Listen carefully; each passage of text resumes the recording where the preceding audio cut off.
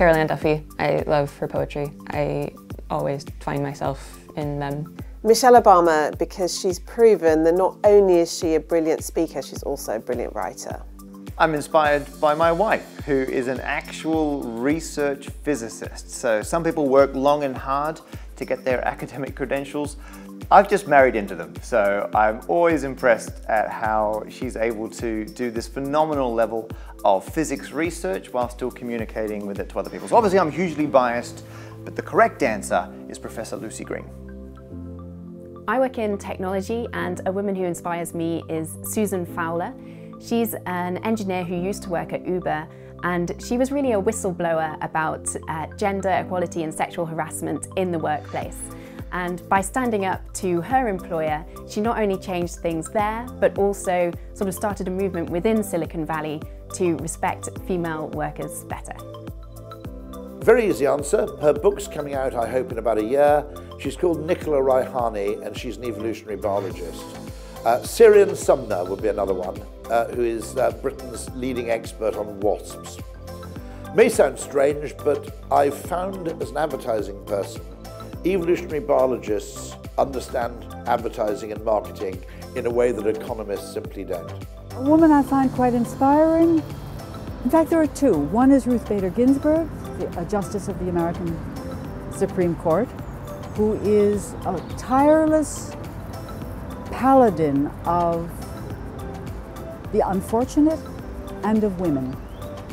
And another is Joyce DiDonato, who's a singer, a mezzo-soprano, an American, who is similarly interested in the public good and devotes an enormous amount of her time, not only to singing gloriously well, but to pursuing the cause of human justice. Joyce goes into Sing Sing, maximum security prison in the United States near New York, and teaches singing. And I see this as someone who is seriously committed to the betterment of human good, because she's willing to put her mouth where her money is. And I respect and admire her for that.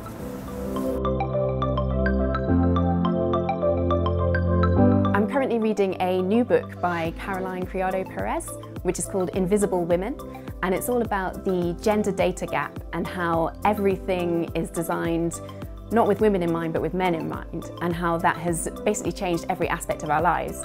I think it's really interesting, both for people who design things to take different perspectives into account, but also just for everyone going about their daily life to realise how things have been organised and that it doesn't actually have to be that way. Is Shame Necessary by Jennifer Jacquet? I think probably Everyday Sexism by Laura Bates.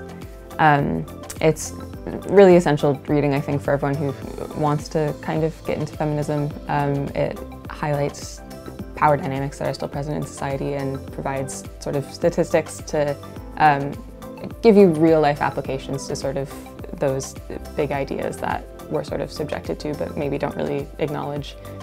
I think one essential book by a woman writer that everyone should read is Pride and Prejudice by Jane Austen, because it will tell you about the situation of women in life. Requiem by Anna Akhmatova, a brilliant collection of Russian poetry. I'm going to go with two, both about data. So Hello World by Hannah Fry is a fantastic look at things like artificial intelligence, and Big Data by Timandra Harkness is a look at what happens when we let big data run rampage.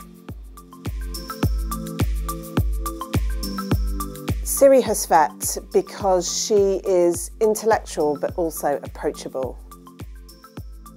I'll go with a very narrow and self-interested definition here, the two that Ogilvy has produced, which is Fay Weldon and Dorothy L. Sayers.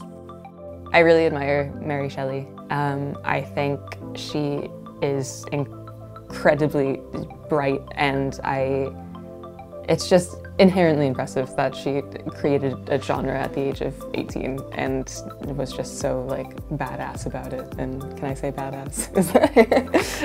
Yeah. My favourite female author is probably Timandra Harkness. That's partly because she brings a fantastic human journalistic approach to looking at mathematical and statistics concepts and makes them very understandable and relatable, and partly because she knows me and I'm scared to say otherwise. I'm a big fan of Chimamanda Ngozi Adichie.